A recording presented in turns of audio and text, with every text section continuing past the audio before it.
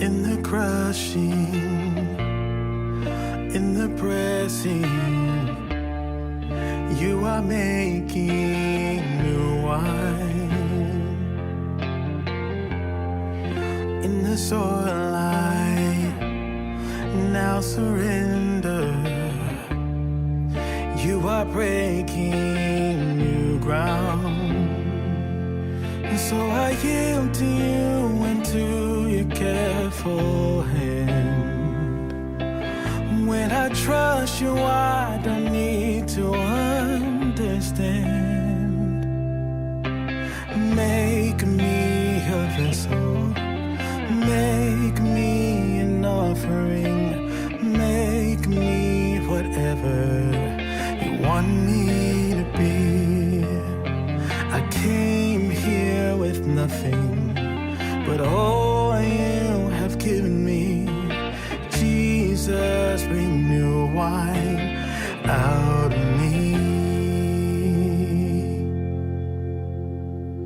Oh, in the crushing, in the pressing, you are making new wine. Yes, you are. In the soil I now surrender. You are breaking new ground. Oh, you are breaking new ground. So make me your vessel, make me an offering, make me whatever you want me to be. I came here with nothing, but all you have given me. Jesus, bring new wine out of me. Jesus, bring new wine out of me. Jesus, bring new wine out of me. Where there is new wine, there is new power, and there is new freedom. And the kingdom is here. I lay down my old flames to carry a new fire today.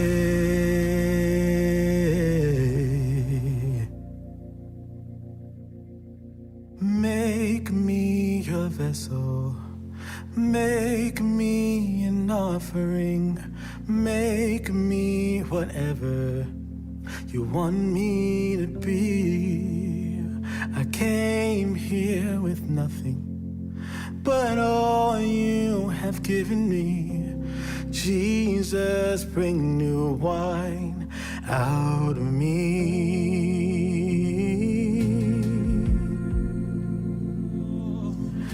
Bring new wine out of me. Have your way, have your way. Lord, I don't want what's been, I want what's next, God. Would you increase my capacity for your new wine? Yeah.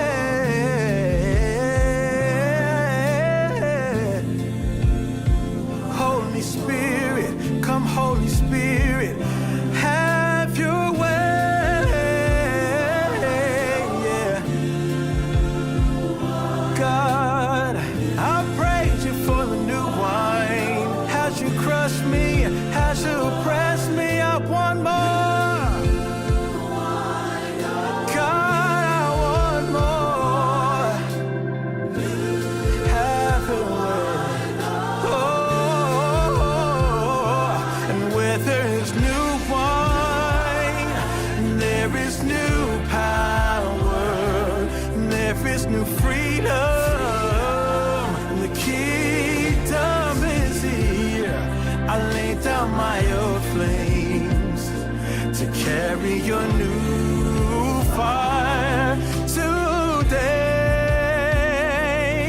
Where there is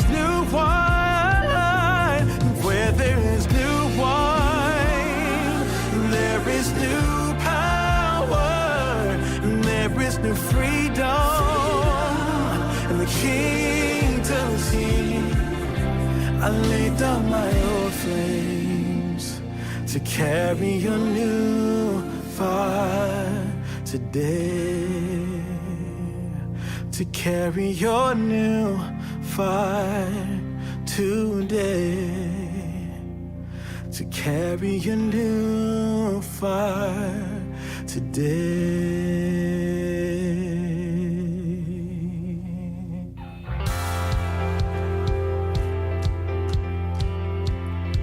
Come on, let's sing. I close my eyes and colors fly. There's no hiding from your grace. I can't deny your heart for mine, and it's unrelenting chase. I was on the edge of deception, caught up in my own hesitation, until your love took over me. Oh, so I let go and I let love show me life like it's supposed to be. I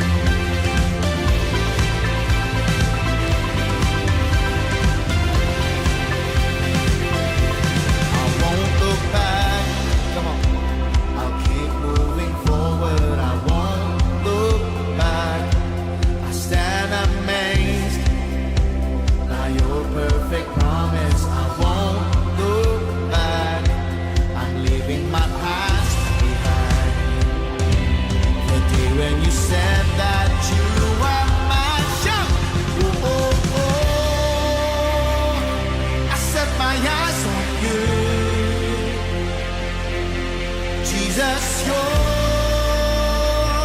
the one I hold on to. 1, 2, 3, let's go.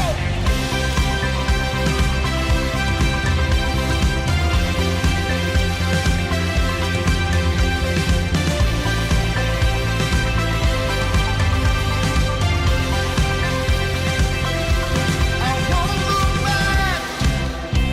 I'll keep moving forward. I won't look back. I stand amazed by your perfect promise. I won't look back. I'm leaving my past behind. The day when you said that you are mine. Oh, oh, oh. I set my eyes on you. Jesus, you're the one I hold on to. Oh, oh, oh. I put my faith in you. You're my hope, the one I hold on to. Come on.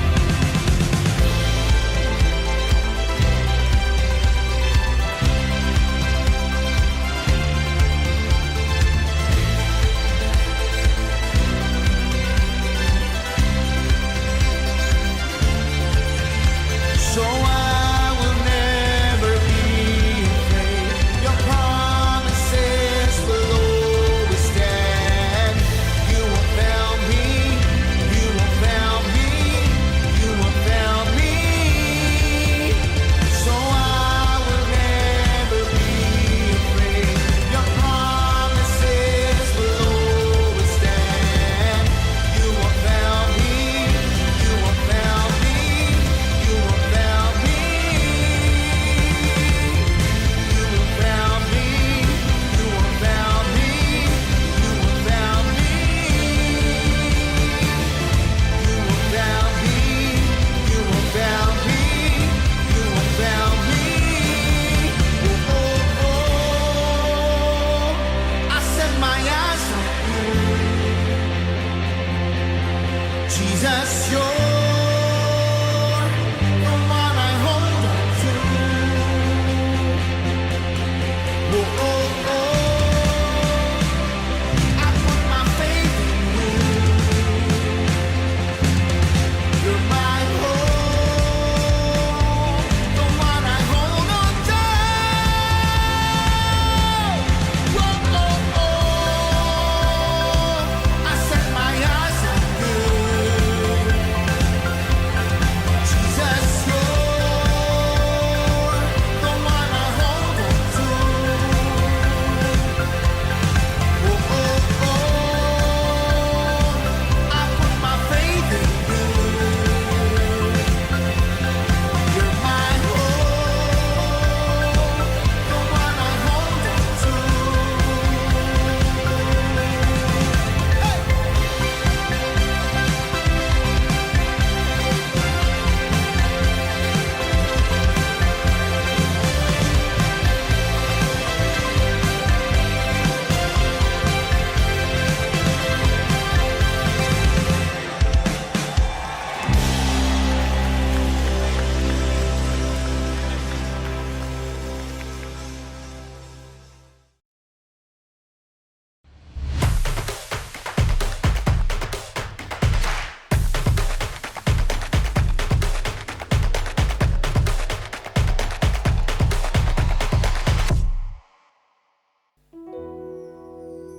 Happy Sunday, keluarga FGF Cirebon.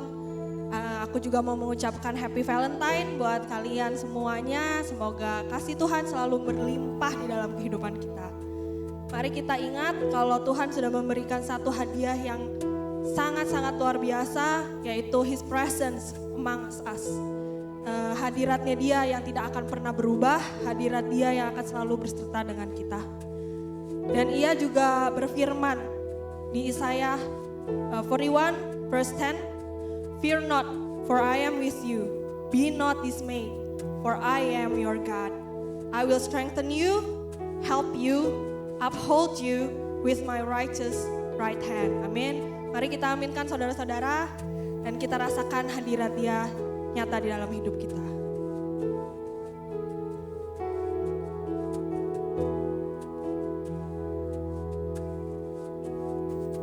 There's nothing like your presence. There's nothing like your presence.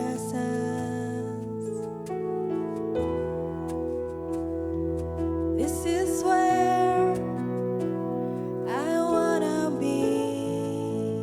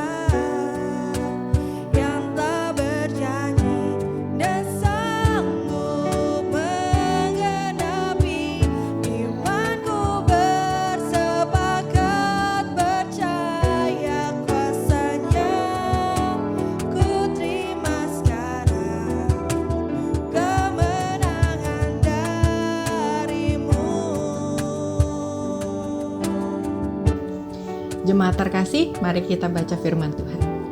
Dalam 1 Tawarikh 29 ayat 12, sebab kekayaan dan kemuliaan berasal daripadamu, dan engkaulah yang berkuasa atas segala-galanya. Dalam tanganmulah kekuatan dan kejayaan, dalam tanganmulah kuasa membesarkan dan mengokohkan segala-galanya. Mari kita berdoa.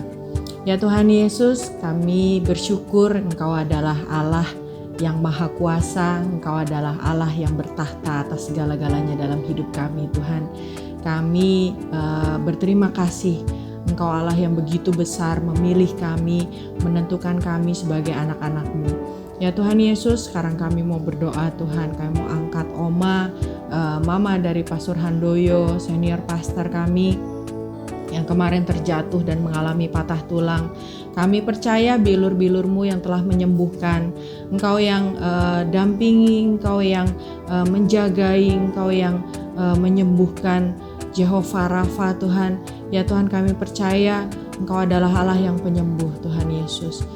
Semua tulang-tulang yang patah, semua tulang-tulang yang retak, kami percaya Engkau yang ikut campur tangan Tuhan, Engkau yang menumpangkan tangan-Mu Tuhan di atas tulang-tulang ini dan mereka akan sembuh Tuhan.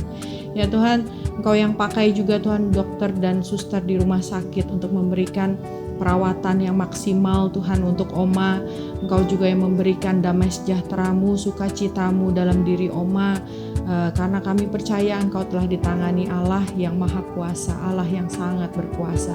Ya Tuhan Yesus, Engkau yang bimbing juga untuk keluarga besar yang menjagai, beri mereka kekuatan, beri mereka kesabaran, beri mereka hikmat yang baru Tuhan yang dari Engkau setiap hari. Ya Tuhan Yesus, terima kasih Tuhan untuk Oma, kami mempercayakan Oma ke dalam tangan-Mu. Ya Tuhan, kami juga mau berdoa untuk cuaca dan bencana alam yang tidak menentu, yang curah hujannya banyak Tuhan Yesus saat-saat ini. Kami percaya semua bencana alam, segala banjir, segala tanah longsor, segala apapun Tuhan yang bukan dari Engkau, kami percaya Engkau yang jagai Tuhan rakyat yang tinggal di daerah-daerah tersebut Tuhan. Orang-orang juga yang melewati daerah tersebut Tuhan, Engkau yang jagai, Engkau yang berikan keselamatan, kesehatan, sukacita-Mu selalu Tuhan. Ya Tuhan, Roh Kudus-Mu Tuhan Yesus menjagai kami semua Tuhan. Kami percaya cuaca yang ekstrim ini akan dilalui dengan segera Tuhan. Terima kasih Tuhan Yesus. Ya Tuhan, kami juga berdoa untuk pasangan yang hari ini menikah Tuhan, saudara-saudari kami Billy dan Nei. Kami percaya hadirat-Mu nyata Tuhan dalam pernikahan mereka hari ini. Engkau yang memberkati mereka, Engkau yang menuntun mereka selalu, agar mereka bisa membangun sebuah keluarga yang takut akan Tuhan, sebuah keluarga yang sangat mencintai Engkau Tuhan.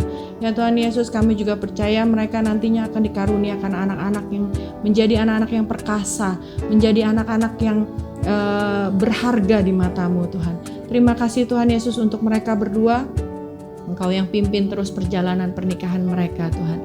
Terima kasih Tuhan. Ya Tuhan, kami juga berdoa Tuhan untuk saudari kami Vicky yang dalam persalinannya yang sebentar lagi akan melahirkan Tuhan. Kami percaya Engkau yang berikan sukacita-Mu, Engkau yang berikan kesehatan, Engkau yang berikan kekuatan, Engkau yang prepare hati Widi dan Vicky Tuhan untuk menjadi orang tua dari anak ini Tuhan Yesus.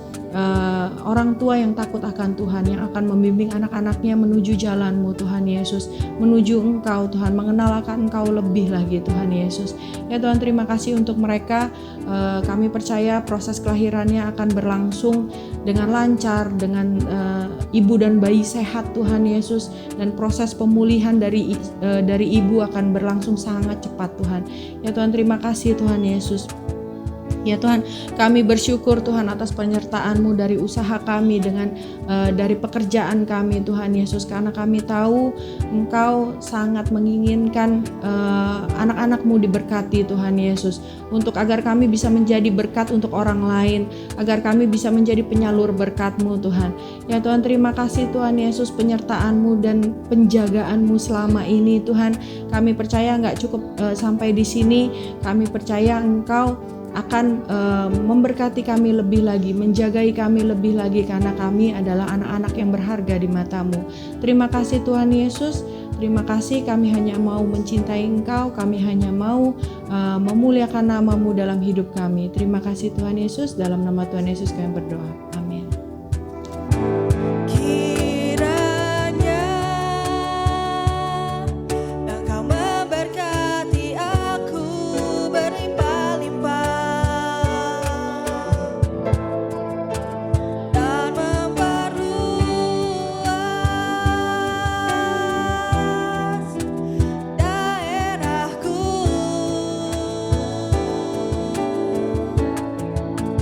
dan kiranya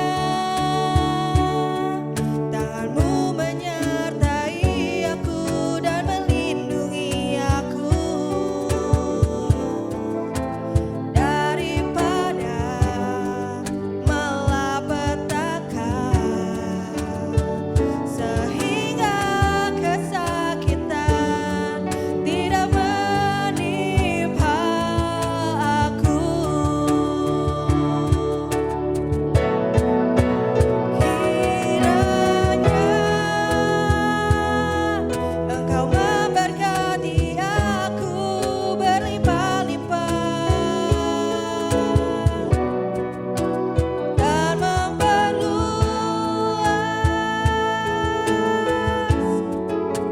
daerahku,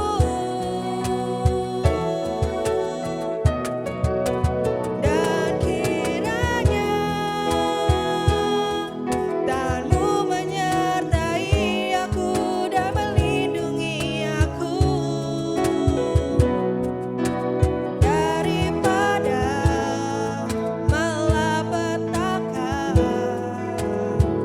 sehingga kesakitan tidak menimpa aku.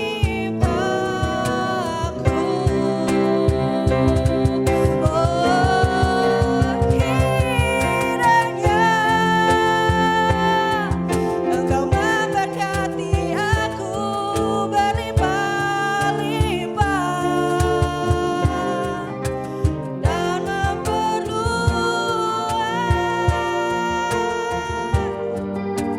daerahku, dan kiranya tangan-Mu menyertai aku dan melindungi aku daripada malapetaka, sehingga kesakitan tidak menimpa aku.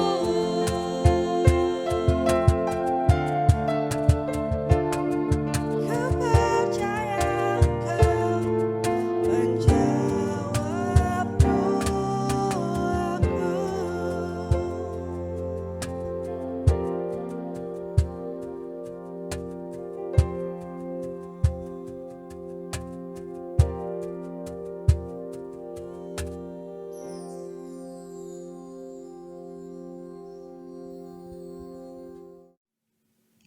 Shalom AFJF Cirebon, selamat pagi, Tuhan memberkati, senang sekali bisa bertemu dengan Anda kembali, senang sekali bisa berada di sini. Terima kasih kepada Pastor Tommy yang mengundang saya, puji Tuhan untuk kesempatan yang saya sangat hargai ini. Greater Destiny, luar biasa sekali visi kita pada tahun 2021 ini, Greater Destiny. Dan pada hari ini saya mau bertanya kepada saudara sekalian, Greater Destiny maksudnya apa? Greater than what? Greater than what? Well, here's the answer. Greater than our own destiny. Lebih besar daripada destiny yang kita bisa bikin oleh diri kita sendiri. Karena apa? Karena kebanyakan orang Kristen itu, kalau ditanya destininya apa, sayang sekali tidak berbeda banyak dengan orang dunia. Tujuannya sama, yang dicari sama. Ya, kalau masih sekolah ya supaya lulus, kalau udah lulus ya bisa dapat kerjaan ya bisa beli rumah, ya bisa dapat istri, ya bisa punya anak, anaknya baik-baik, bisa disekolahin. Ya semua itu baik, gak ada salahnya, tapi gak ada bedanya sama orang dunia. Gak ada bedanya, sehingga Seolah-olah adanya Tuhan Yesus dalam kehidupan kita di dunia ini hanya tujuannya, destininya hanya ini. Meminimalkan penderitaan dan memaksimalkan kelancaran atau kenikmatan di dalam kehidupan sehari-hari di dunia ini saja. Nah padahal 1 Korintus 15 ayat 19 Paulus mengatakan begini. Jikalau kita hanya dalam hidup ini saja menaruh pengharapan pada Kristus, maka kita adalah orang-orang yang paling malang dari segala manusia. Paling malang dari segala manusia. Keras sekali dia ngomong begitu, maksudnya paling malang dari segala manusia berarti lebih malang daripada orang-orang yang gak kenal Tuhan. Kenapa demikian? Karena kita tidak mengerti betapa dahsyatnya apa yang Tuhan telah lakukan untuk kita. Bahwa Yesus putra Allah yang tunggal turun ke dunia hidup tanpa dosa, disalibkan dan mati di kayu salib, menebus dosa manusia seluruh dunia dan bangkit pada hari yang ketiga memberikan pengharapan yang baru bagi kita semuanya. Tapi hanya diartikan, hanya disimpulkan, aduh kalau saya lagi susah ya bisa minta tolong, gak ada kerjaan bisa dapat kerjaan, kurang duit bisa dapat duit, kurang jodoh, gak punya jodoh bisa dapat jodoh, dan hanya menjadi urusan-urusan sementara di dunia ini saja. Sehingga banyak orang Kristen punya Tuhan Yesus hanya gunanya untuk itu saja. Untuk membantu permasalahan kita di dunia ini. Supaya penderitaan diminimalkan dan kelancaran dan kenikmatan bisa dimaksimalkan. Makanya kita totally miss the eternal destiny. Destiny kekekalan yang terbungkus semua di dalam pengorbanan dan kebangkitan Yesus Kristus dari alam maut. Kita miss the whole thing. Makanya Paulus mengatakan lebih malang dari semua orang. Termasuk orang-orang yang gak pernah dengar Injil. Kita jangan jadi orang demikian. Nah 1 Petrus ini luar biasa. Saya senang sekali tema kita Greater Destiny didasarkan oleh 1 Petrus. 1 Petrus ini adalah satu buku di Alkitab yang memberikan satu perspektif kekekalan. An eternal perspective of the purpose of life. Itu luar biasanya begitu. Makanya dengan mempelajari kitab 1 Petrus kita bisa mengerti maksud dan tujuan Tuhan di dalam kehidupan kita di dunia ini. Nah itu indahnya luar biasa. Nah 1 Petrus ini backgroundnya saudara-saudara harus mengerti bahwa waktu itu umat Kristen ini tulis sekitar 60-64 AD ya. Dan waktu itu kekaisaran Nero sedang berkuasa di kerajaan Roma. Dan Nero itu adalah kaisar yang paling kejam di dalam kaisar-kaisar Romawi. Dan mereka, orang-orang Kristen mendapatkan begitu banyak penganiayaan, dibunuh, dijadikan, ditusuk dengan tombak, dijadikan obor di pinggir jalan dan sebagainya. Ini masa-masa yang sangat sulit. Masa-masa yang sangat sulit. Disitulah dalam background itu Petrus memberikan maksud semuanya ini. Itu luar biasa sekali. Temanya kira-kira begini saudara. Christians should live exceptional lives in the midst of suffering because such behavior brings glory to God. Kira-kira begini tema daripada kisah 1 Petrus. 1 Petrus bicara kepada umat Tuhan yang sedang menderita luar biasa. Nah, kebanyakan orang mengatakan, wah semua orang tuh gak suka menderita dong. Well, lah masa orang mau suka menderita? Semua orang kan benci penderitaan. Well, belum tentu saudara, belum tentu. People don't necessarily hate pain, but people hate pain without a purpose. Ya, orang itu kalau punya tujuan bisa mentolerir penderitaan. Contohnya orang ke gym. Itu ya. Saya lihat orang di gym itu deret itu ada treadmill itu ya. Kan kalau nggak salah Amsal mengatakan orang fasik berlari-lari meskipun tidak ada yang mengejarnya. Itu orang-orang di gym semuanya begitu. Lari-lari keringetan setengah mati. Enggak, semuanya dia dijejer-jejer di apa namanya di treadmill. Saya, waduh banyak penderitaan di gym saudara. Orang ngangkat besi sampai gemeter-gemeter saudara. Aduh saya ingat betul pada saya nggak suka sekali dengan gym itu. Tapi ya saudara, Kenapa semua orang itu mau melakukan itu? Karena ada purpose. Ada purpose, saudara. Nah kalau saudara nggak ngerti purpose-nya, makanya saudara malas ke gym kayak saya ini, saudara. Saya ceritanya bench press, angkat besi, saudara. Wah, saya udah pakai personal trainer, saya terlentang di bench itu, kemudian dia taruh itu, jet gitu. Waduh, begitu ini nggak ketahan, saudara, langsung jebret gitu. Wah, nggak bisa napas. Wah, trainer saya ketawa terus dia copotin, ada nggak tahu dia taruh beban itu barbelnya tuh ada berapa biji, dia copot satu sebelah kanan, satu sebelah kiri, masih nggak bisa ngangkat, dia copot lagi satu, masih nggak bisa ngangkat, dia copot lagi satu, nggak tahu masih berapa biji, akhirnya saya bisa angkat. Dengan gemeteran dan goyang-goyang semuanya saya angkat. Waktu lagi tengah-tengah angkat gitu, ada cewek lewat. Nah, oke, ini saya mengaku ya. Habis kelihatan gimana, ada cewek lewat, dia ngeliatin ke saya. Dia ngeliatin saya langsung, wih, ada yang ngeliatin nih. Saya langsung mendapat purpose kan gitu. Wah, saya kuatkan dan saya angkat dengan berhasil. Saya pikir lumayan lah itu ya, biar gue udah tua masih ada yang nengok gitu ya. Waktu saya turunkan itu, di rack kembali, saya tiba-tiba lihat, loh, ternyata dia copot semua bebannya udah gak ada. Saya tadi tuh ngangkat cuma tiangnya doang. Pantesan diliatin orang, saudara. Aduh, saya pikir ada cewek masih kagum sama om-om ngangkat barbel. Gak taunya dia ngeliatin karena cuma ngangkat tiang. Saudara, saya langsung kehilangan purpose. Dan habis itu udah, aduh, susah lah nyuruh saya ke gym. Tapi yang lain-lain, Pastor Steffi yang masih punya harapan gitu, masih bisa still can look good. Dia melihat purpose, dia malah beli sendiri taksi yang ditaruh di dalam garasinya. Karena ngerti purpose. Nah, people don't hate pain if they know the purpose. Orang tidak membenci penderitaan kalau mereka ngerti purpose atau artinya. Nah ini yang dikatakan di 1 Petrus 1 ayat yang ketiga, terpujilah Allah dan Bapa Tuhan kita Yesus Kristus, yang karena rahmatnya yang besar telah melahirkan kita kembali. Jadi ini firman ini untuk orang-orang yang sudah lahir baru, oke? Oleh kebangkitan Yesus Kristus dari antara orang mati, kepada suatu hidup yang penuh pengharapan. Untuk menerima suatu bagian yang tidak dapat binasa, yang tidak dapat cemar, dan yang tidak dapat layu, yang tersimpan di surga bagi kamu. Hey, kalau saudara lahir baru, I got news for you.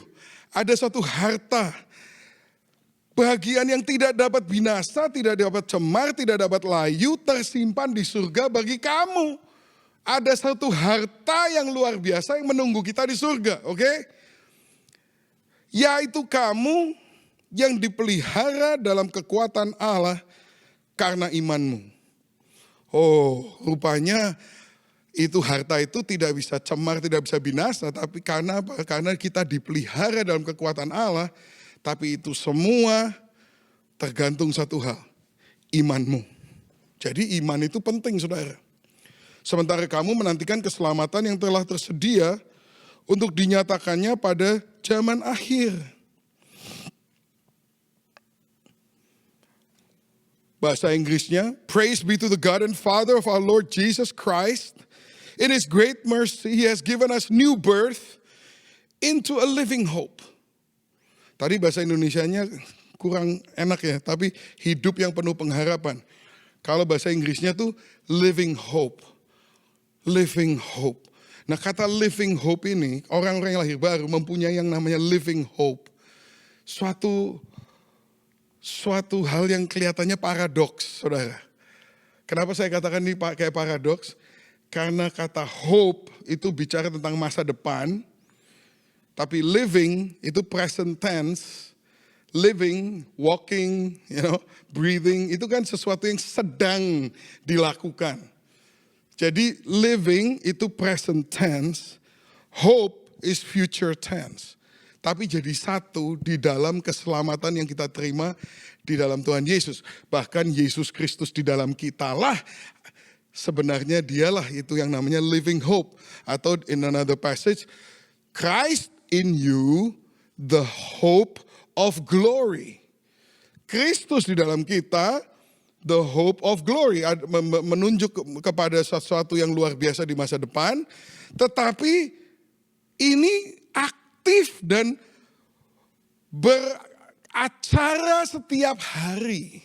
Jadi di dalam Petrus ini dia menggambarkan ini loh, keselamatanmu itu bukan hanya masa depan saja, tapi masa sekarang juga, setiap hari kehidupanmu. Kalau Yesus hidup di dalam engkau memiliki yang namanya living hope. Not just future hope, but living hope. Setiap hari ada pengharapan. Untuk hari ini, bukan hanya untuk kekekalan. Tapi semua itu juga menuju kekekalan di mana ada suatu harta yang tidak dapat cemar, tidak dapat binasa, tidak dapat pudar, tidak dapat layu. Dijaga oleh apa? Kekuatan Allah melalui iman kita. Lah iman kita kapan? Sekarang, setiap hari, saudara. Jadi hidup kita ini diselamatkan, masa depan, masa sekarang jadi satu. Living hope. That's the meaning of your new birth. Itulah arti daripada lahir kembali. Anda sudah lahir baru? Have you been born again? This is what it means. Hidup setiap hari di dalam pengharapan yang kekal. Haleluya. Into an inheritance that can never perish, spoil or fade. This inheritance is kept in heaven for you who through faith are shielded by God's power.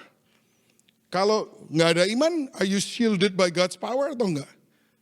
Menurut ini ya enggak loh saudara, makanya iman itu penting. Until the coming of the salvation that is ready to be revealed in the last time. Ini luar biasa ya, ini pembukaan dari 1 Petrus. Habis ini mulai challenging. Ayat 6. Bergembiralah akan hal itu, sekalipun sekarang ini kamu seketika harus berduka cita oleh berbagai-bagai pencobaan. Harus. Semua orang yang terima Tuhan Yesus harus berduka cita. Harus berduka cita oleh berbagai-bagai pencobaan. Nah, kalau ada pendeta ngomongnya, wah terima Tuhan nanti semuanya begini bagus. Nah, itu enggak the whole of the story, enggak seluruh ceritanya dia ceritain. Ada benernya Tuhan juga bisa memberikan itu semua, tapi sisi yang lain dia enggak bicarakan. Ini sisi yang lain, Petrus kasih tahu. Kalau orang lahir baru itu akan harus berduka cita oleh berbagai-bagai pencobaan. Tapi ayat 7, nah ini, pas 1 Petrus ini luar biasa ini. Dia nggak cuma ngomong begitu, dia memberikan big picture-nya. Kenapanya? The eternal perspective-nya. Maksud semuanya itu, jadi ada maksudnya. Nggak, tadi kan saya katakan orang nggak cuma benci penderitaan, dia benci penderitaan yang tidak ada maksudnya. Tapi kalau ada maksudnya kayak ke gym gitu, atau sekolah, belajar sampai setengah malam, sampai nggak tidur-tidur. Orang nggak apa-apa kerja, buka bisnis sampai nggak tidur. Oh dia rela kerja keras karena ada maksudnya. Nah saudara, inilah berita dari Petrus. Kamu mengalami pencobaan, saya kasih tahu kamu ya, ada maksudnya. Ada maksudnya. Maksud semuanya itu ialah untuk membuktikan kemurnian imanmu. Yang jauh lebih tinggi nilainya daripada emas yang fana yang diuji kemurniannya dengan api sehingga kamu memperoleh puji-pujian dan kemuliaan dan kehormatan pada hari Yesus Kristus menyatakan dirinya. Di sini masalahnya saudara. Saya nggak tahu gimana saudara ya. Tapi saya mau ngaku nih, confession. Saya kalau lagi mengalami pencobaan, ya waktu saya mengalami pencobaan saya doanya ya supaya pencobaan ini lepas gitu. Saya terus terang ya, nggak pernah ini berdoa untuk kemurnian imanku. Pernah nggak saudara berdoa, Tuhan murnikan imanku? Saya rasa most of us, kebanyakan kita nggak ada yang pernah bicara begitu. Kalau saudara lagi ngalamin pencobaan, wah misalnya kehilangan pekerjaan, saudara nggak punya pekerjaan dan sekarang kepepet financially, doa apa sih? Doanya apa? Tuhan murnikan imanku. Mana ada orang begitu. Tuhan, pasti kita doanya apa? Kerjaan, bahkan yang lebih baik Tuhan. Yang gajinya 2 kali lipat Tuhan. Begitu dapat, puji Tuhan, haleluya. Dan kita merasa menjadi orang yang kuat dalam iman. Hei, yang memurnikan iman kita tuh bukan itu. Maksud semuanya itu adalah menderita pencobaan itu adalah membuktikan kemurnian imanmu. Terutama kalau nggak dijawab-jawab. Kalau nggak dijawab-jawab itu saudara kan harus bertahan di dalam this tension. Aku percaya Tuhan baik. Wah, tapi keadaan tidak membaik. Aku percaya Tuhan penyembuh. Tapi kenyataannya tidak sembuh-sembuh. Aku percaya Tuhan itu. Itu saudara, itu yang membuktikan kemurnian imanmu. Dan menurut firman Tuhan dikatakan itu jauh lebih tinggi nilainya daripada emas yang fana. Tapi kalau saya lagi ada masalah, saya doanya untuk emas yang fana itu. Saya maunya emasnya. Emasnya saya pernah, waktu berapa tahun yang lalu itu saudara, gereja kita, waktu tahun berapa itu, 2008, 2009. Wah itu krisis ekonomi di Amerika sini. Kita waktu itu gereja kita punya gedung yang mewah, besar. 3/4-nya kita sewain untuk membayar KPR atau mortgage-nya gitu ya. Kita cuma pakai 1/4. Di dalam krisis ekonomi itu 2/3 tenant kita yang nyewa di tempat kita bangkrut semuanya.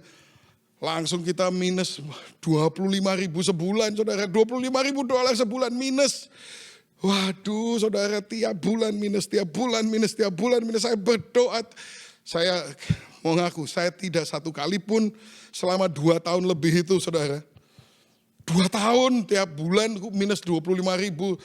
Semua uang sudah habis, saya udah pinjem sama semua orang. Aduh, sudah setengah mati. Saya doa bener-bener 2 tahun jengking doa. Tahu saudara, 1 kali pun saya nggak pernah doa minta iman saya dimurnikan supaya nilainya lebih tinggi dari emas. Saya mau emasnya itu ya itu defisitnya itu. Saya tidak tertarik. I'm not interested in the genuineness of my faith. Saya tidak tertarik dengan kemurnian iman saya. Who cares? Masalah saya bukan itu. Masalah saya emasnya ini. Tapi Tuhan punya pendapat yang lain. Dan sebagai anak Tuhan kita harus belajar bahwa what God is interested in, we must be interested in too. Apa yang penting buat Tuhan harusnya kan penting buat kita juga. Ngapain sih ngurusin iman? Barusan kan kita baca. Kenapa iman itu penting? Iman itu dimurnikannya di mana? Setiap hari di dunia ini melalui segala macam pencobaan. Itulah penggodokan iman itu terjadinya di situ. Untuk apa? Untuk ini loh saudara nih loh. Bagian yang tidak dapat binasa, tidak dapat cemar, tidak dapat layu, tersimpan di surga bagi kamu, yaitu kamu yang dipelihara dalam kekuatan Allah, karena imanmu. Penting. Iman ini penting, kalau enggak ini semuanya bisa masalah, semuanya saudara. Kekekalanmu akan bermasalah kalau di dalam kehidupanmu sehari-hari, kita enggak memelihara bahkan membangun iman yang sejati. Ini 1 Petrus saudara. Haleluya. Tadi saya katakan kan, tema kita, Christians should live exceptional lives in the midst of suffering because of such behavior brings glory to God. Living hope. Living hope. Ketika kita dilahirkan kembali, kita mendapat apa yang namanya living hope. Hope is future, living is present time. Nah itu paradoksnya di situ. Pengharapan kita nanti di kekekalan, tadi kita baca di 1 Petrus 1. Tapi kuncinya itu bagaimana kita mengerjakan iman kita setiap hari di dunia ini. Nah, saya berikan contoh, saya baca tuh. Ini kan kayak Bible study saudara 1 Petrus ya. Kita ke pasal yang kedua. Ini praktek nih sekarang. Bagaimana menjalankan pemurnian iman ini. 1 Petrus 2 ayat 11. Saudara-saudaraku yang kekasih, aku menasihati kamu supaya sebagai pendatang dan perantau. Saudara, did you just lose your green card? No. Yes. Begitu saudara lahir baru, saudara ini bukan lagi US citizen, Indonesian citizen, bukan lagi saudara. Anda kehilangan kewarganegaraan saudara. Saudara menjadi pendatang dan perantau, bahasa Inggrisnya alien.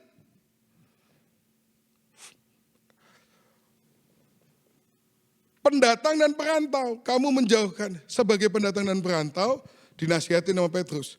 Jauhkan diri dari keinginan-keinginan daging yang berjuang melawan jiwa.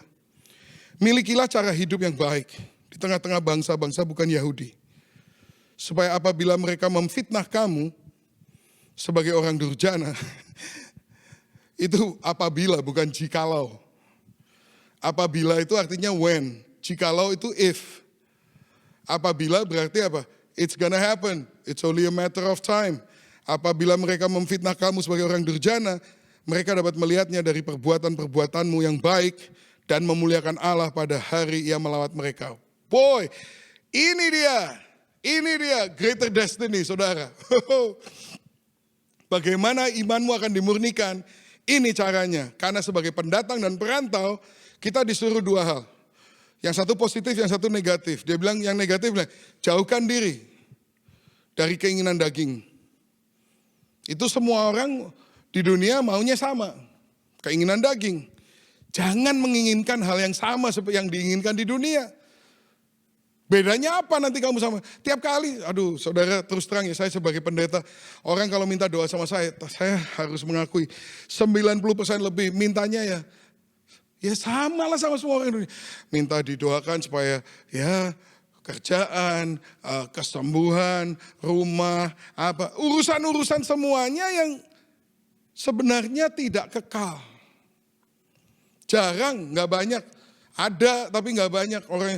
Pastor, saya mau melayani Tuhan lebih lagi, tolong doakan supaya saya mendengar suara Tuhan dengan lebih jelas, supaya saya berani untuk membayar harga, untuk menjawab panggilan Tuhan. Saya kok merasa mau dipanggil untuk menjadi martir.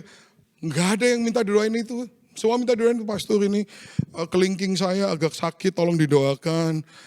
Ini anak saya punya keponakan, punya teman, punya kakek, dan punya suami, punya istri, lagi cari kerja. Cari kerjaan, aduh. Saya jadi pendeta tuh kadang-kadang ya, mau doa itu ya udah mau ngamuk saudara. Orang itu. Karena keinginannya sama dengan keinginan orang dunia. Bosen.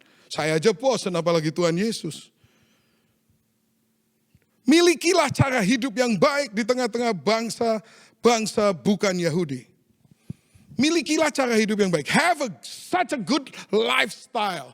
Ini juga orang gak pernah minta doa sama saya begini. Like, pastor saya ini hidup terlalu borjuis rasanya, pastor. Mobil saya ada 3, rumah 5.000 square feet. Tuhan, saya gak tahu kenapa ya pastor ya, tapi saya kepingin punya cara hidup yang baik, yang menjadi contoh, gak ada tuh orang minta didoakan itu. Semua mintanya rumahnya tambah gede, bisnisnya tambah gede, dan sebagainya. Saya gak bilang itu semuanya buruk, enggak. Cuman itu belum menjadi hal yang membedakan kita dengan orang-orang dunia. Di sini dikatakan di tengah-tengah bangsa-bangsa bukan Yahudi. Kalau di bahasa Inggrisnya, in the midst of pagans. Atau bahasa Greeknya adalah ethnesin. Atau bangsa-bangsa. Oh, rupanya ini caranya kita menjangkau bangsa-bangsa. Inilah caranya bagaimana kita menjadi penginjil-penginjil. Gak cuman omdo, gak cuman ngomong doang. Tapi kita ini harus mempunyai sikap sebagai pendatang dan perantau. Menjauhkan diri dari keinginan-keinginan daging. Memiliki cara hidup yang baik. Itu adalah dasar penginjilan, saudara. Di tengah-tengah bangsa-bangsa bukan Yahudi, pagans, supaya apabila mereka memfitnah kamu, apabila bukan jikalau, Supaya apabila mereka memfitnah kamu sebagai orang durjana, mereka dapat melihatnya dari perbuatan-perbuatanmu yang baik dan memuliakan Allah pada hari Ia melawat mereka. Tuhan akan melawat setiap bangsa-bangsa di dunia ini. Tuhan mengasihi seluruh dunia ini sehingga Dia mengaruniakan putranya yang tunggal, sehingga barang siapa percaya kepada Dia tidak usah binasa, melainkan beroleh hidup yang kekal. Tuhan cinta seluruh dunia, Dia akan melawat mereka. Tetapi ketika Dia melawat mereka, mereka bertobat atau tidak, itu tergantung apakah kita telah memberikan kesaksian yang nyata di hadapan mata mereka, dan bukan sekedar ngomong doang sehingga mereka bingung ngeliatin kita. Bedanya apa sih mereka dengan kita? Mereka nonton yang sama dengan yang kita tonton. Mereka suka musik yang sama dengan yang kita suka. Mereka juga kepingin yang kita kepingin. Semuanya sama aja. Bedanya apa sih?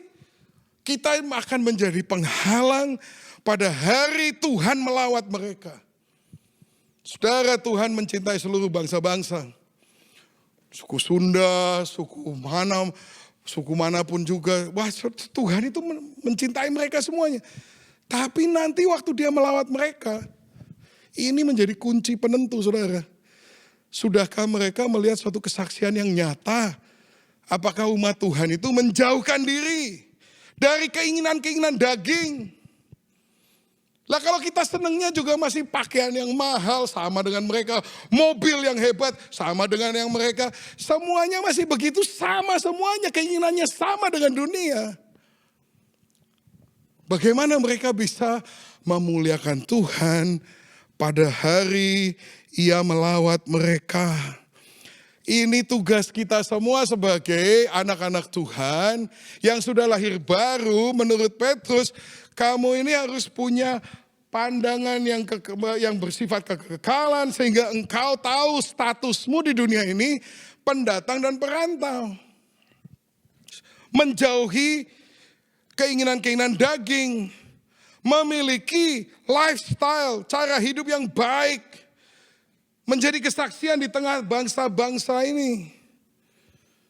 Meskipun mereka nanti memfitnah kamu, waktu Yesus melawat mereka, mereka tidak bisa menyangkal dan mereka akan memuliakan Allah. Bagaimana caranya? Tunduklah karena Allah kepada semua lembaga manusia. Baik kepada raja sebagai pemegang kekuasaan yang tertinggi. Sebab inilah kehendak Allah, yaitu supaya dengan berbuat baik kamu membungkam kepicikan orang-orang yang bodoh. Hormatilah semua orang, kasihilah saudara-saudaramu, takutlah akan Allah, hormatilah raja. Saudara, missions always begin with salvation. And salvation should always lead to mission. Beberapa hal untuk pertimbangan saudara. Number one. The world is not our home, but our mission field. Dunia bukan rumah kita permanen, tetapi adalah ladang misi kita. Saudara-saudaraku yang kekasih, aku menasihati kamu supaya sebagai pendatang dan perantau, kamu menjauhkan diri dari keinginan-keinginan daging yang berjuang melawan jiwa. Milikilah cara hidup yang baik di tengah-tengah bangsa-bangsa bukan Yahudi, supaya apabila mereka memfitnah kamu sebagai orang durjana, mereka dapat melihatnya dari perbuatan-perbuatanmu yang baik dan memuliakan Allah pada hari Ia melawat mereka.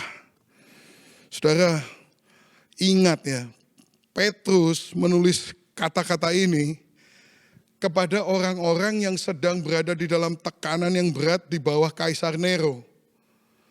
Mungkin waktu mereka dengar ini, mereka tuh, Petrus, kamu ngaco sekali ya. Kamu nyuruh kita berbuat ini semuanya. Kita ini sedang dalam tekanan yang berat. Jadi kalau saudara sekarang merasakan tekanan yang berat, ini surat ini ditulis kepada orang yang jauh lebih menderita dari saudara. The world is still not your home. Still our mission field.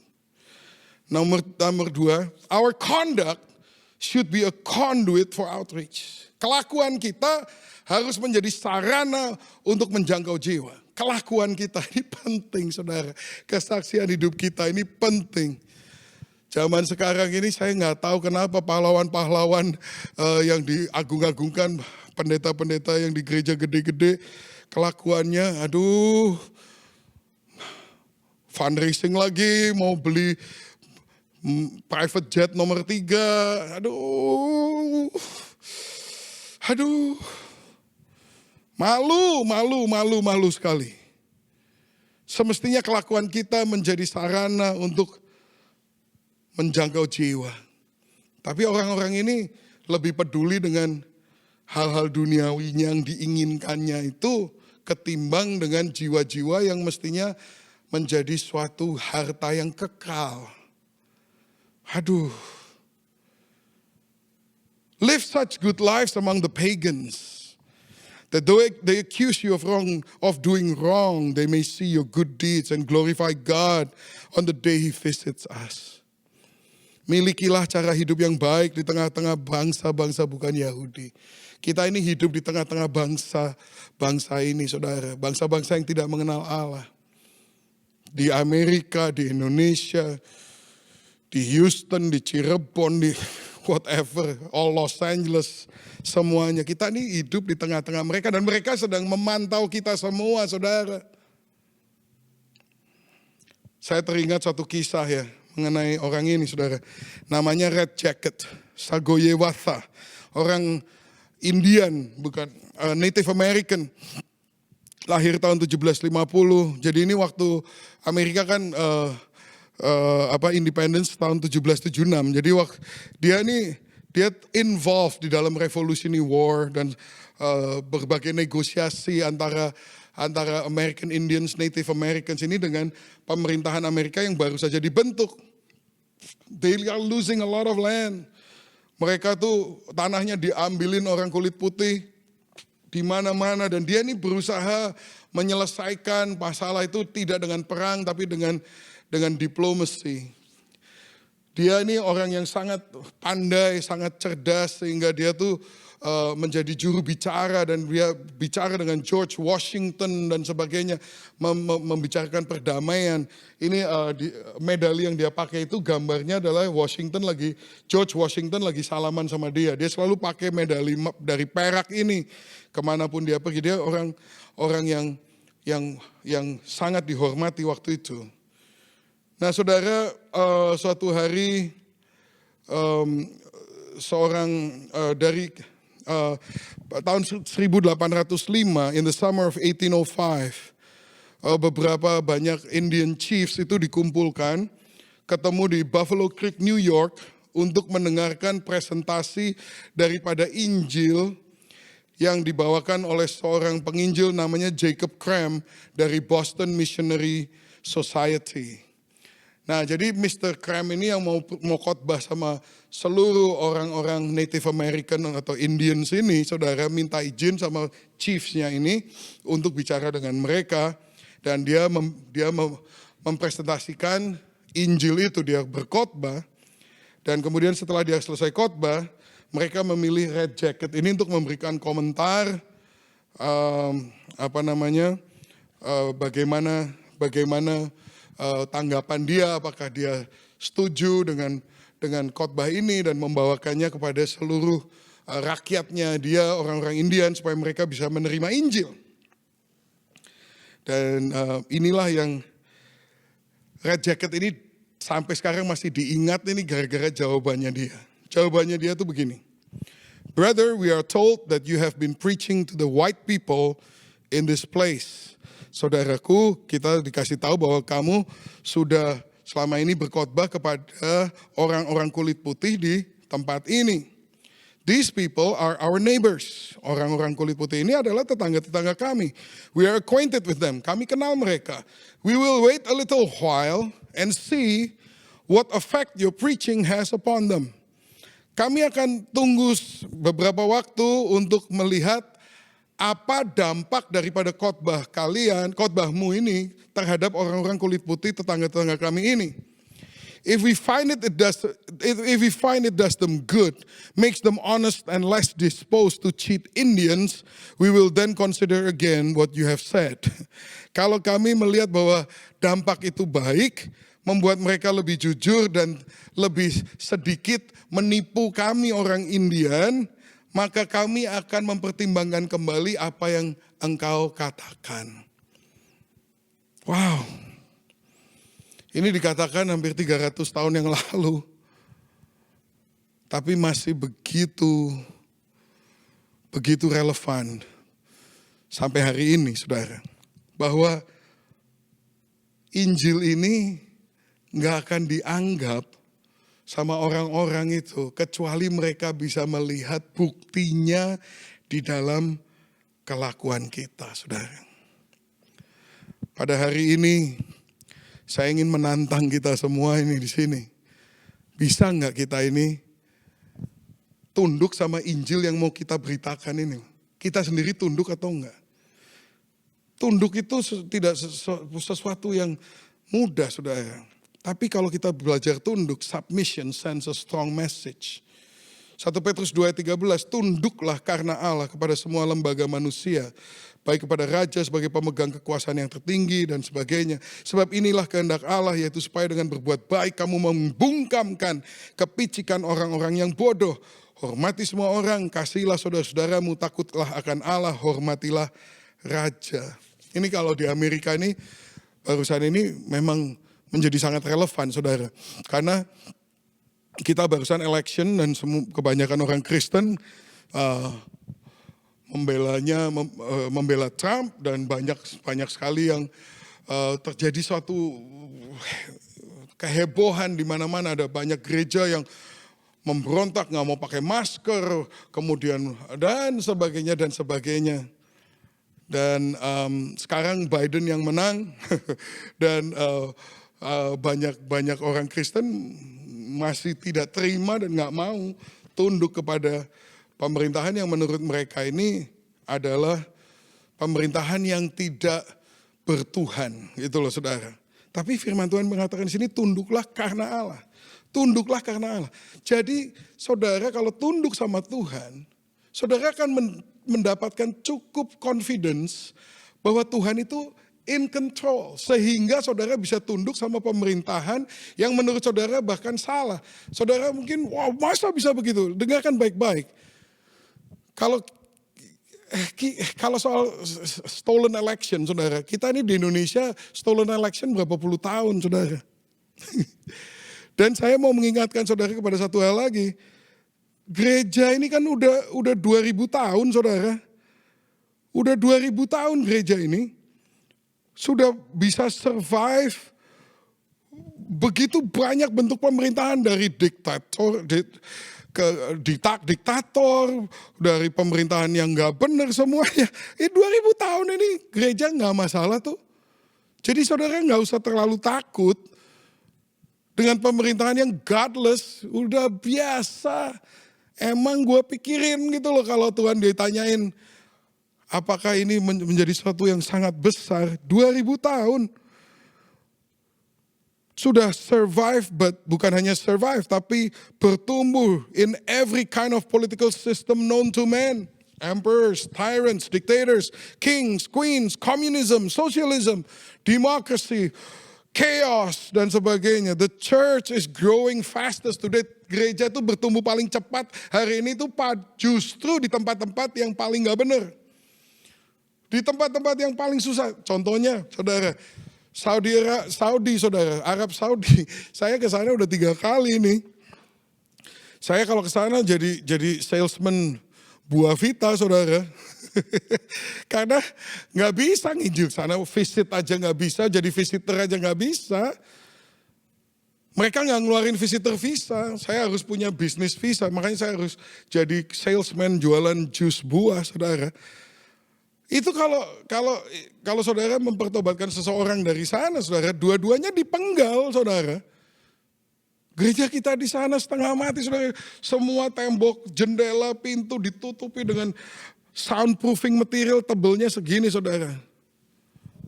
Sangat sulit keadaan di sana.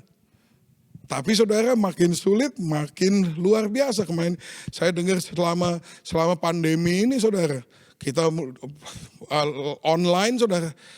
Kalau biasa nggak online cuma 40 orang, begitu online 2.500 orang, saudara. Gereja kita ini baru nih sejam yang lalu, saya lagi bicara panjang lebar dengan pastor kita di Pakistan, Pastor Justin. Kita ini lagi church planting nih bulan Maret, dia akan pergi ke Tora Bora, saudara. Pernah dengar nggak Tora Bora? Famous battle in Afghanistan, pegunungan Tora Bora. Wow, kita ini IFGF ini menyebar kemana-mana, saudara. Makin susah tempatnya, makin Tuhan bekerja dengan luar biasa, saudara. Kalau cuman soal persecution dari manusia, udah biasa gereja Tuhan makin ditekan, makin bertumbuh. Gereja Tuhan itu jadi ngaco tuh kalau damai sejahtera, semuanya aman sentosa dan penuh dengan kelimpahan, maka orang-orangnya jadi takabur semuanya. Saudara, kalau yang di Amerika, saya tanya sama mereka, loh, is our problem a godless government? Or is our bigger problem a nation with compromised churches filled with half-hearted disciples? Masalah kita tuh apa sih? Kalau godless government udah dari dulu makanan kita sehari-hari 2000 tahun. Tapi yang jadi masalah lebih besar bukankah gereja-gereja yang berkompromi, gereja-gereja yang ngomongnya prosperity doang. Bahwa kalau ikut Tuhan Yesus diberkati, semuanya lancar dan sebagainya. Sehingga kita tidak membangun otot, membangun kekuatan, ketabahan untuk menghadapi kesusahan, menghadapi penganiayaan. Gereja yang kita bangun menjadi gereja yang sangat lemah. Tidak mempunyai daya tahan. That's the main problem. A nation with compromised churches filled with half-hearted disciples. So this is our greater destiny. Saudara mau greater destiny? Jadilah gereja yang sejati. Bukan gereja yang baunya, tampangnya, kesukaannya gak ada bedanya sama dunia. Saudara, kita mempunyai panutan. We have an example to follow. 1 Petrus 2 ayat 21 sampai 25. Sebab untuk itulah kamu dipanggil. Karena Kristus pun telah menderita untuk kamu. Dan telah meninggalkan teladan bagimu.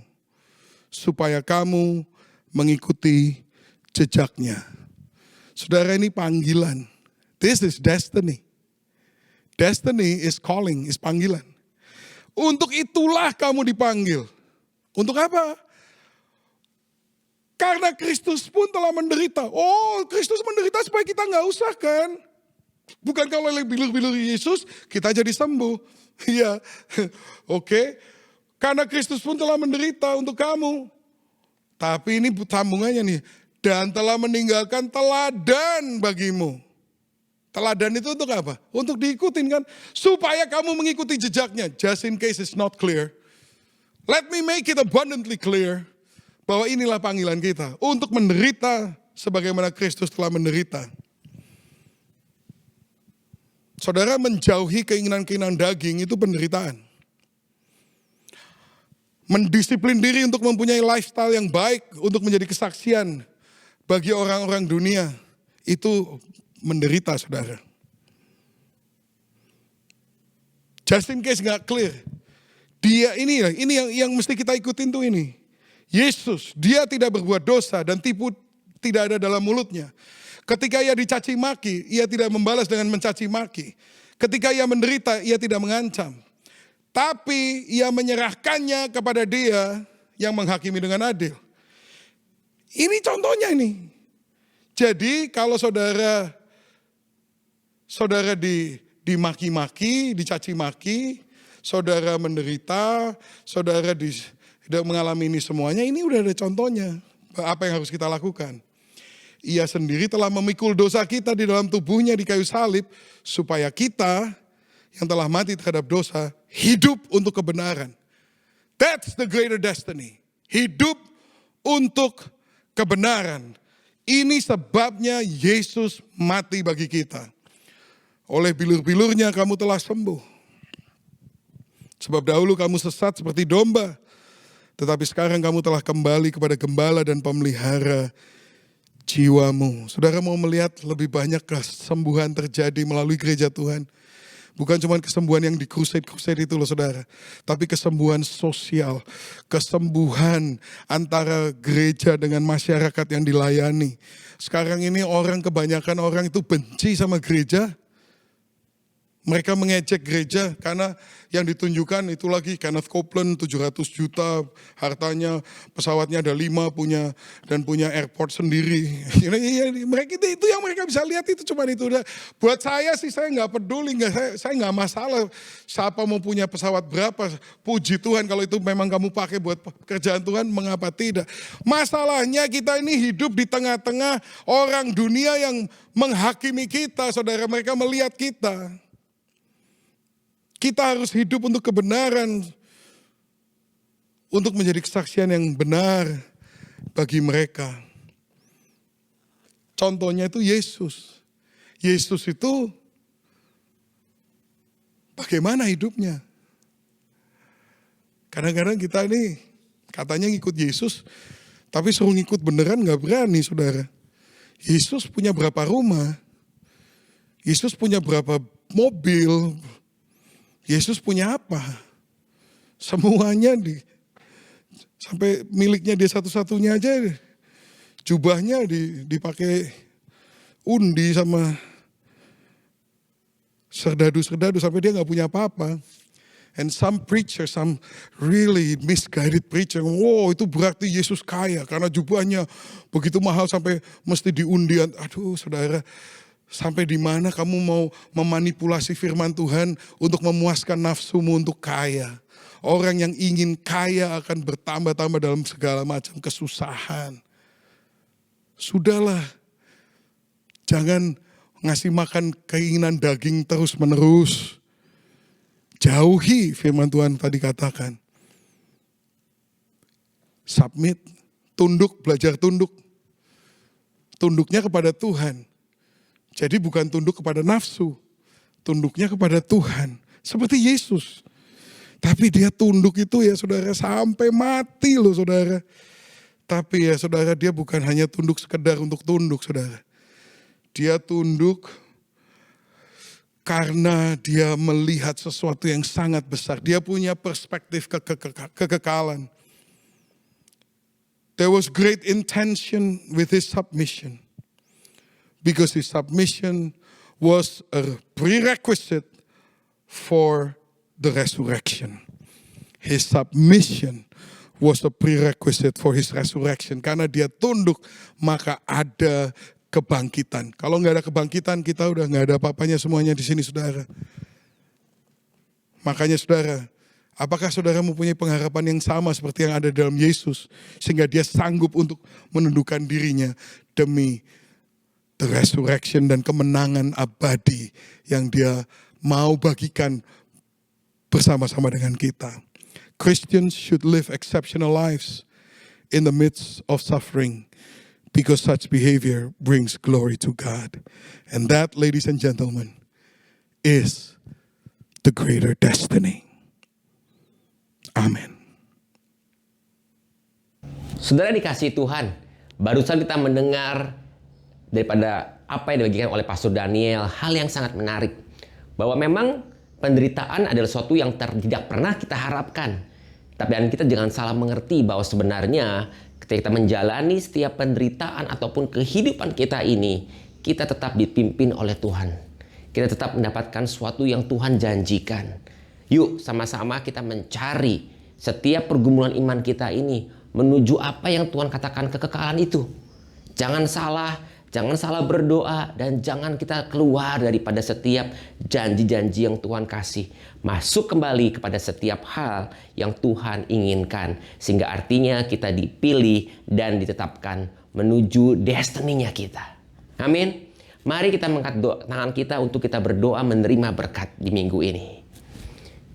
Jemaat yang dikasihi Tuhan, apabila engkau mendengarkan segala perintah Tuhan Allahmu yang disampaikan oleh hambanya tadi, Biarlah kiranya segala berkat ini akan datang dan menjadi bagianmu. Diberkatilah engkau di dalam kota dan di dalam setiap ladangmu. Diberkatilah buah kandunganmu dan setiap hasil yang kau kerjakan. Sehingga perbendaharaan daripada Allah sendiri akan melimpah di atasmu. Engkau akan diberkati ketika engkau masuk dan ketika engkau keluar daripada rumahmu. Dan Tuhan akan maju berperang melawan setiap musuh-musuhmu sehingga mereka semua terpukul kalah. Dan Tuhan akan mengangkat engkau menjadi kepala bukan menjadi ekor. Dan biarlah kiranya berkat-berkat ini akan terus melimpah sehingga engkau akan terus naik dan bukan turun. Dan kiranya kasih anugerah, damai sejahtera bersama dengan kita semua mulai hari ini sampai Maranatha. Teman-teman semua, Happy Sunday, God bless you, tetap semangat. Kita percaya segala hal yang kita alami ini, kita akan melihat bahwa Tuhan bekerja begitu dahsyat buat kita semua. God bless you. Amen.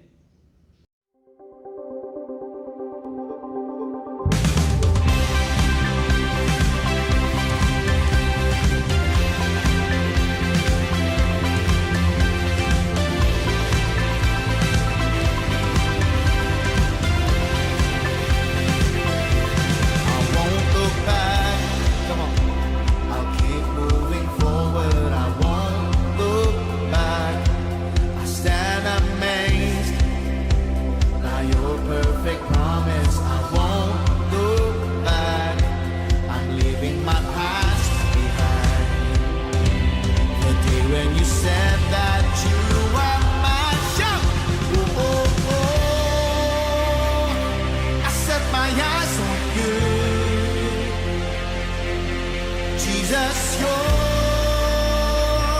the one I hold on to. 1, 2, 3, let's go.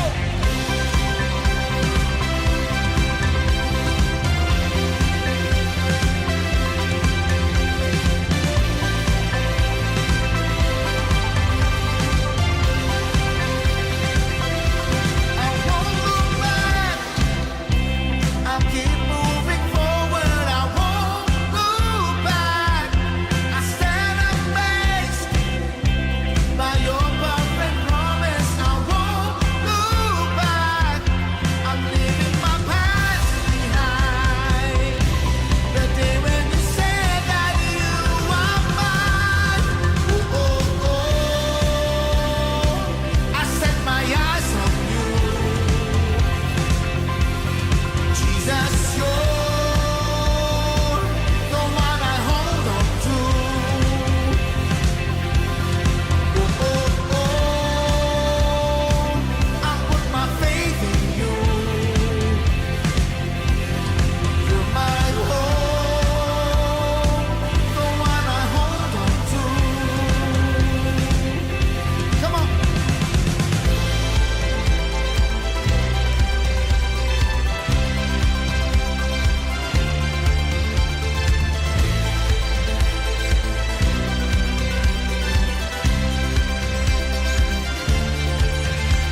So I will never be afraid. Your promises will always stand. You won't fail me. You won't fail me. You won't fail me. So I will never be afraid. Your promises will always stand. You won't fail me. You won't fail me. You won't fail me. You won't fail me. You won't fail me. You won't fail me. You won't fail me. You won't fail me. You won't fail me. Oh, oh, oh. I set my eyes on you. Jesus, you're